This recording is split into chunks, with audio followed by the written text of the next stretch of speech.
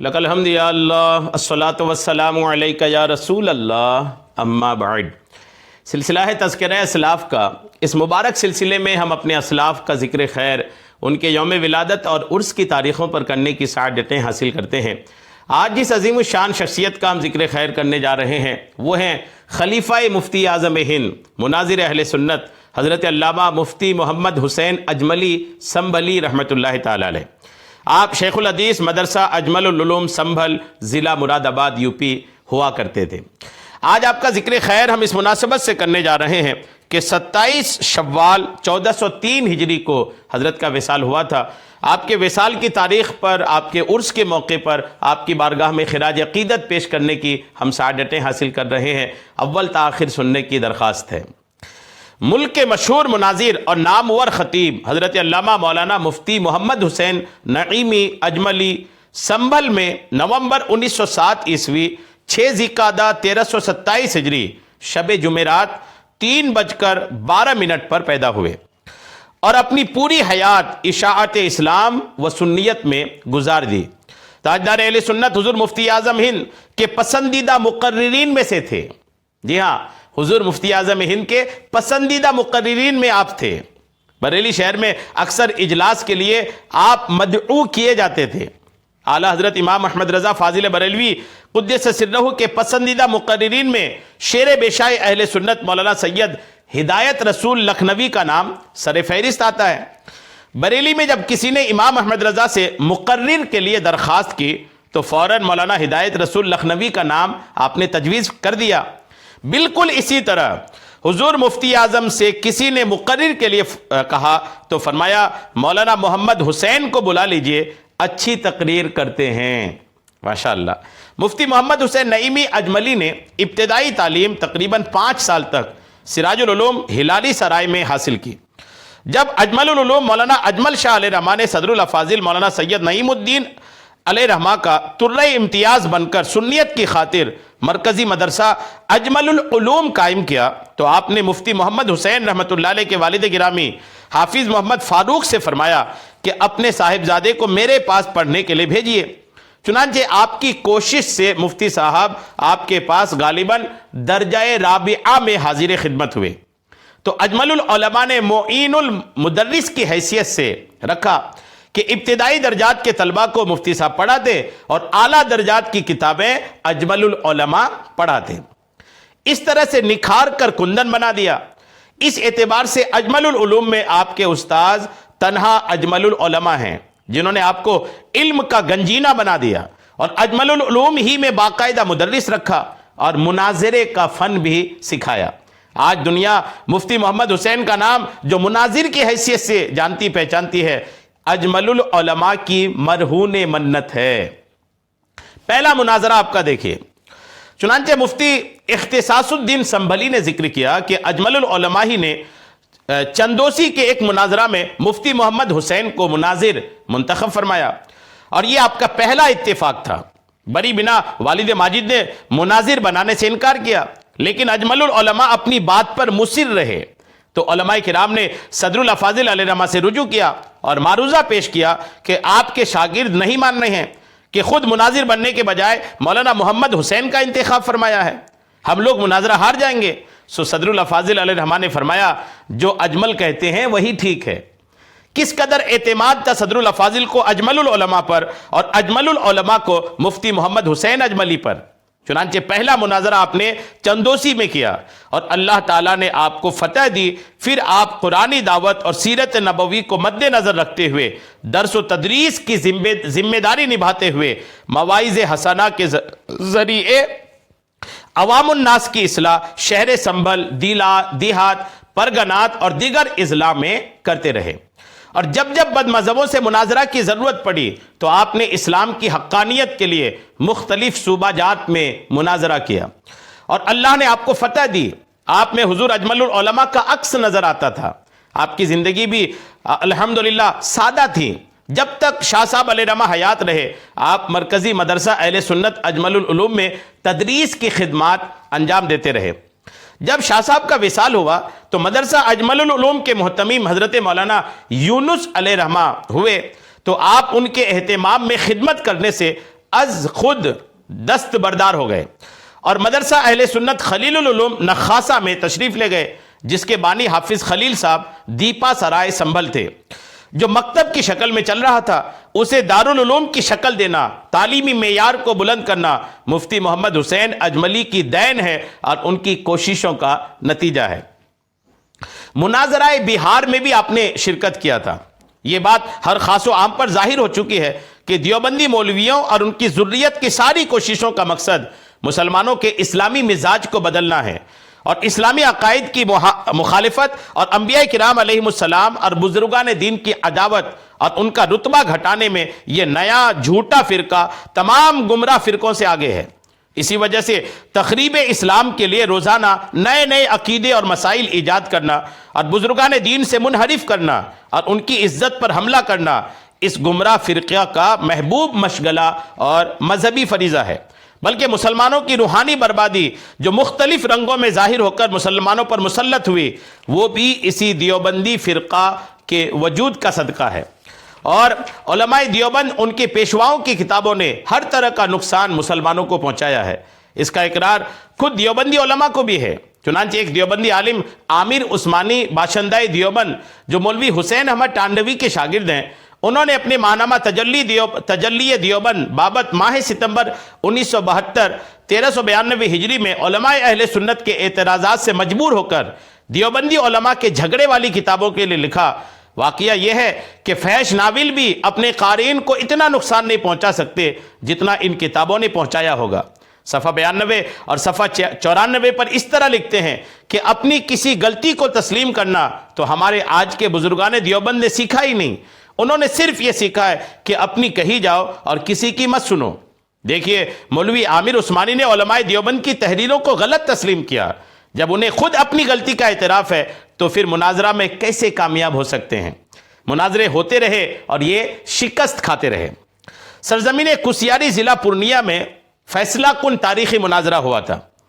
1 و 2 مارچ 1975 عیسوی 1395 ہجری میں ایک مناظرہ اہل سنت والجماعت اور دیوبندیوں کے درمیان سرزمین کوسیاری میں ہوا، جس مناظرہ کے سرپرست اہل سنت والجماعت کی طرف سے استاذ العلماء علامہ الحاج مفتی نصیر الدین اشرفی اور صدر مناظرہ شمس العلماء علامہ غلام مجتبی اشرفی صدر مدرس جامعہ منظر اسلام بریلی شریف اور مناظر مفتی محمد حسین اجملی علیہ رحمہ مفتی اعظم سنبھل تھے۔ اور دیوبندیوں کی طرف سے صدر مناظرہ مولوی قاضی مصلح الدین صدر مدرس انجمن اسلامیہ کشن گنج بہار اور دیوبندی مناظرین مولوی امام الدین دیناج پوری، مولوی ضمیر الاسلام پورنیہ، مولوی عبدالحکیم پورنیہ، مولوی عبدالحق دیناج پوری، مولوی محمد ادریس خلیفہ شیخ الاسلام، مولوی حسین احمد ٹانڈوی تھے۔ اور جو عوام الناس شریک تھے انہوں نے اپنی آنکھوں سے دیکھا کہ دیوبندی مناظروں کے ہوش اڑ گئے اور مناظر اہل سنت مفتی محمد حسین اجملی نے دیوبندیوں کے مذہب کی قلعی کھول دی، دیوبندیت کو ایسا ذلیل و خوار کر دیا کہ دم توڑ دیا اور دیوبندی مذہب کا باطل ہونا منظر عام پر آ گیا۔ تقریباً 6000 کے مجمع کے سامنے دیوبندی مناظر نے توبہ کی، مگر عوام کے اصرار کے باوجود کلمہ ایمان پڑھنے سے گریز کیا اور تجدید نکاح کے مطالبے پر برہم ہو گیا۔ یعنی یوں کسیاری کے اس عظیم الشان مناظرے میں الحمدللہ مفتی محمد حسین اجملی صاحب کو ایک عظیم الشان فتح اللہ کریم نے عطا فرمایا۔ موضوع مناظرہ کے تعلق سے بات سنیے۔ مجمع عام کی طرف سے یہ سوال ہوا کہ دیوبندی مولویوں کی اقتداء میں نماز کیوں ناجائز و باطل ہے، ان کا ذبیحہ کیوں حرام ہے؟ سنی علماء کا منصب یہ ہے کہ وہ دیوبندی مذہب کی خرابیاں بیان کریں اور علماء دیوبند اپنی صفائی پیش کریں۔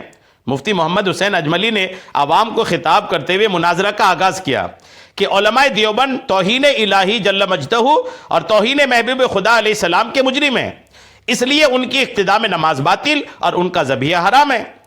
دیوبندی مذہب کی کتاب تذکرۃ الخلیل جو عاشق الہی میٹھی کی کتاب ہے اور مولوی زکریا شیخ الحدیث مظاہر العلوم سہارنپور کی مصدقہ ہے، اس کے صفحہ 29 پر ہے کہ کل مقدور العبد مقدور اللہ، یعنی جو کام بندہ کر سکتا ہے وہ کلو مقدور العبد مقدور اللہ، یعنی جو کام بندہ کر سکتا ہے وہ کام خدا بھی کر سکتا ہے۔ گویا بندہ جھوٹ بول سکتا ہے، چوری کر سکتا ہے، برائی کر سکتا ہے، اور نعوذ باللہ یہ کام خدا بھی کر سکتا ہے۔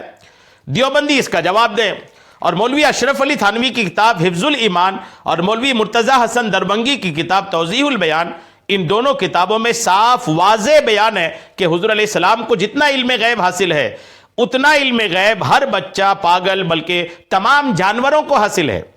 یعنی حضور علیہ السلام کے علم اقدس اور جانوروں کے علم میں کوئی فرق نہیں۔ دیوبندی مناظرین بتائیں کہ اس میں حضور علیہ السلام کی کھلی توہین اور ان کی شان میں صریح گستاخی ہے یا نہیں، اور ساتھ ہی ان کو یہ بتانا ہوگا کہ ان کی بھینس کو کتنا علم غیب ہے، اور کیڑے کو کتنا، اور کتے کو کتنا۔ اور مولوی خلیل احمد امبیٹوی کی کتاب براہین قاطعہ، جس پر مولوی رشید احمد گنگوہی کی تصدیق ہے، اس میں حضور علیہ السلام کے علم کو شیطان لعین کے علم سے کم بتایا، شیطان لعین کے علم کو زیادہ مانا ہے۔ نیز اسی کتاب میں مدرسہ دیوبند کی عظمت کو بڑھاتے ہوئے یہ بتایا کہ حضور علیہ السلام نے دیوبند کے مولویوں سے اردو سیکھی، معاذ اللہ۔ جی ہاں، رسول خدا علیہ السلام یہ شاگرد ہوئے اور خود استاد۔ دیوبندی مناظرین بتائیں کہ ان دونوں باتوں سے سید عالم علیہ السلام کی کھلی توہین ثابت ہے یا نہیں، اور اللہ اور اس کے رسول کی توہین کر کے تم لوگ کافر و مرتد ہو گئے یا نہیں۔ پھر یہ کہتے ہو کہ ہمارے پیچھے نماز کیوں نہیں پڑھتے، ہمارا ذبیحہ کیوں نہیں کھاتے، کیوں حرام کہتے ہو؟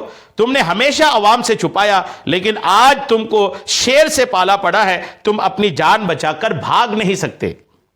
جلا کے خاک نہ کر دوں تو داغ نام نہیں۔ مفتی صاحب نے للکارتے ہوئے کہا، اگر ہمت ہے تو یہ کہہ دو کہ یہ کتابیں ہمارے اکابر کی نہیں ہیں، یا یہ حوالے غلط ہیں۔ اگر تمہاری جماعت میں کوئی جواب دینے کے لائق نہیں ہے تو مناظرہ کا چیلنج کیوں دیا تھا؟ چنانچہ دیوبندی مناظرین نے مناظر اہل سنت کے کسی سوال کا جواب نہ دیا۔ جن کتابوں کے حوالے سے پڑھ کر خدا اور اس کے رسول کی توہین کے جرائم ثابت کیے، نہ کتابوں کا انکار کر سکے، نہ حوالوں کا، اور نہ اپنے مذہبی جرائم پر کوئی صفائی پیش کر سکے، بلکہ مناظر اہل سنت کے مدلل بیانات سے مرعوب ہو کر اس قدر بوکھلاہٹ پیدا ہوئی کہ انہیں یہ ہوش بھی نہ تھا کہ ہمیں کیا کہنا چاہیے۔ اور دیوبندی مناظر عبد الحلیم نے مجمع عام میں کہہ دیا کہ اگر خدا تعالیٰ اپنا جیسا پیدا کر دے تو بھی قادر رہے گا، یعنی اللہ تعالیٰ اپنا جیسا پیدا کرنے پر قادر ہے، معاذ اللہ۔ اسی طرح دیوبندی مولوی ضمیر الاسلام نے یہ کہہ دیا کہ خدا تعالیٰ جھوٹ بول سکتا ہے، دلیل میں کسی کتاب کا حوالہ پیش نہ کر سکے، البتہ قرآن پاک کی آیتوں کو قیاس فاحش اور خیال قاصد کے طور پر پیش کیا کہ خدا کے لیے خلف وعید جائز ہے۔ خلف وعید چونکہ جھوٹ ہے اس لیے اللہ تعالیٰ کے لیے جھوٹ جائز ہے۔ اس طرح کی بکواسات دیوبندی علماء نے کیا۔ مناظر اہل سنت نے اس کا جواب دلائل سے واضح کر دیا کہ خلف وعید جھوٹ نہیں بلکہ عفو و کرم ہے۔ پھر مناظر اہل سنت نے شرع مواقف، شرع عقائد جلالی، شرع عقائد نصفی کے حوالوں سے اسلامی عقیدہ ثابت کر دیا کہ جھوٹ عیب ہے اور خدا تعالیٰ عیب سے پاک ہے۔ مولوی ضمیر الاسلام کی مدد اور تائید کے لیے مولوی عبدالحق ازہری نے یہ استدلال پیش کیا کہ بندوں کے کام حقیقت میں خدا کے کام ہیں، جیسے کہ ریڈیو آپ لوگوں نے بنایا لیکن حقیقت میں اس کا بنانے والا خدا ہی ہے، اسی طرح ہم سب کے بیٹے حقیقت میں خدا کے بیٹے ہیں، لہٰذا بندوں کا جھوٹ خدا کا جھوٹ ہے، معاذ اللہ معاذ اللہ۔ یعنی اس طرح کی بکواس انہوں نے اسٹیج سے کیے۔ مولوی عبدالحق ازہری کی زبان سے ان جملوں کے نکلتے ہی مجمع میں شور برپا ہو گیا، ہر طرف سے آواز آ رہی تھی کہ توبہ کرو، ایمان لاؤ، کلمہ پڑھو، تم نے سب کو خدا کا بیٹا مان لیا۔ حتیٰ کہ مولویان دیوبند نے بھی اس وقت مصلحتاً کفر کا فتویٰ دے دیا۔ مولوی عبدالحق ازہری نے معافی مانگی اور توبہ کی۔ مناظر اہل سنت نے مولوی عبدالحق کو مخاطب کرتے ہوئے فرمایا کہ جب آپ کو خود اعتراف کرنا پڑا کہ آپ نے صریح کفر بکا تو آپ کا نکاح ختم ہو گیا۔ اس پر عبدالحق برہم ہو گئے اور اول فول بکنے لگے۔ چونکہ فرقہ وہابیہ دیوبندیہ فرار کے راستے تلاش کر ہی رہتا، عوام کا تانا اور دیوبندیوں سے برگشتہ ہو جاتا، ان کے لیے عظیم عبرت کا مقام تھا۔ نتیجہ یہ ہوا کہ اس 2 روزہ مناظرہ میں عوام پر یہ بات روشن ہو گئی کہ علماء اہل سنت حق پر ہیں اور مولویان دیوبند باطل پر۔ دیوبندیوں نے اب تک ہم لوگوں کو دھوکہ میں رکھا تھا، اب انہیں نہ امام بناؤ، نہ ان کا ذبیحہ کھاؤ، نہ ان سے میل جول، سلام و کلام، خورد و نوش اور شادی بیاہ کرو۔ جی ہاں، اس طریقے سے کسیاری کے اس عظیم الشان مناظرہ میں مفتی محمد حسین اجملی صاحب قبلہ رحمۃ اللہ علیہ کو عظیم الشان فتح اللہ کریم نے عطا فرمایا۔ الحمدللہ عظیم الشان شخصیت ہیں آپ، ایک عظیم الشان مناظر بھی ہیں، بہت سارے اور مزید آپ کے الحمدللہ فضائل اس میں مذکور ہیں۔